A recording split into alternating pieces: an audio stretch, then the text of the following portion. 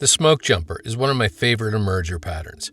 Not only does it work exceptionally well, it's also one of the most versatile patterns I can think of, as it can be tied in a wide range of sizes, color combinations, and with a variety of materials. Here, I'm going to tie a pretty basic Smokejumper to imitate a blue-wing olive emerger.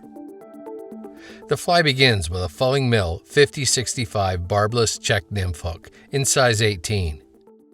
After getting the hook firmly secured in the jaws of my tying vise, I load a bobbin with a spool of yellow olive UTC 70 Denier. Regular olive and brown olive will work for this BWO imitation as well. Get the thread started on the hook shank behind the eye, and after taking a few wraps rearward, snip off the excess tag. Leave your thread hanging at about the hook point. Extra small silver ultra wire is used to rib and segment the fly. Small also works well. A 6-inch length will make numerous Smokejumpers.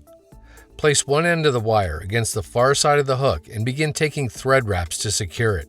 The wraps will push the wire to the underside of the hook. Continue taking rearward thread wraps to bind the wire there well down into the hook bend. Next, take touching to slightly overlapping wraps of tying thread forward to where you initially tied in the wire. Then, take rearward wraps about 1/3 of the way down the body of the fly from that point. Go back up to the front of the body, then again back down to 2/3 of the way down the body. At this point, your thread is likely quite corded up, so give your bobbin a counterclockwise spin as if you're looking down on it to uncord and flatten the thread. Wrap forward with the flattened thread to smooth out the body and add to its taper, which goes from thin in the back to thicker in the front. Uncord your thread as necessary to keep everything nice and smooth. End with your tying thread at the front edge of the body. Get hold of the silver wire and begin making open spiral wraps with it to rib and segment the body. If you can, increase the distance between these wraps as you work your way forward to produce a more natural look. When you reach your tying thread, use it to firmly anchor the wire, then helicopter to break it off close and clean. A single light done CDC puff is used to create the wing case and the emergent wing of the fly. You want both to be fairly sparse, so here I'm going to strip a few fibers from the lower end of both sides of the stem to thin the feather out nicely.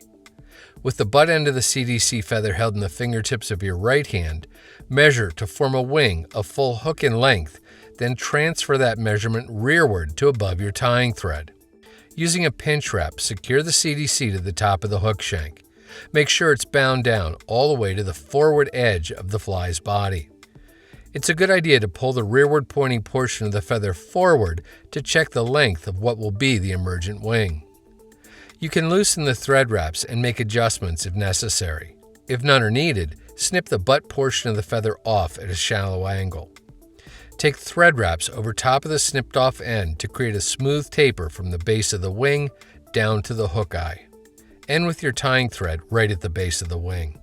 You can check its forward pointing length once again just to be sure. A single peacock herl is used to form the thorax of the fly. Try to orient the herl so the stem side is pointing up, then snip the lower, often misshapen portion of the herl off square. While maintaining that orientation, lay the herl against the near side of the hook and take thread wraps to secure it.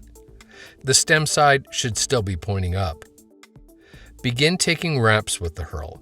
Notice how each consecutive wrap goes over top of the stem of the previous wrap and allows the flues to stand out as opposed to being matted down.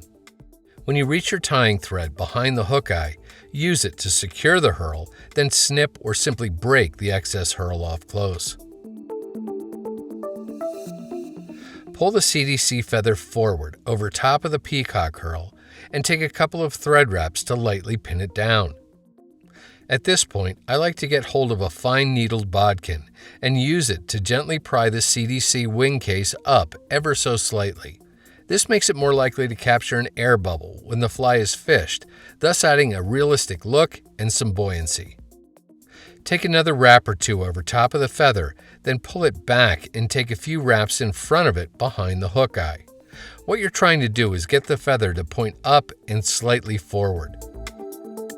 Finally, reach for your whip finish tool and use it to do a 3 or 4 turn whip finish behind the eye. Seat the knot really well and snip or cut your tying thread free. And that's all there is to it. With a little practice, smoke jumpers are really fun to tie. And as I said in the beginning, they're super effective and can be tied to imitate a wide range of emerging insects.